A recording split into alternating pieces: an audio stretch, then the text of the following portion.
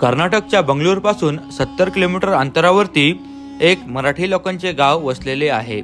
त्याचे नाव मराठी पाळ्या.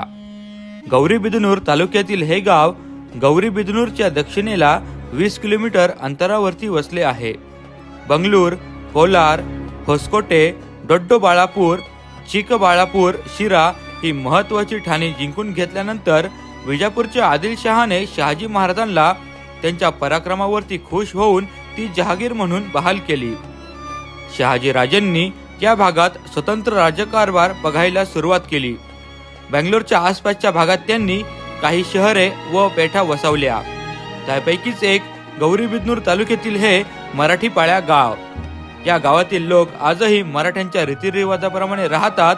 काळाच्या ओघात जरी त्यांची भाषा बदलली असली तरी त्यांना शिवाजी महाराज आणि आपली मूळ भूमी महाराष्ट्र याविषयी नितांत आदर असल्याचे दिसून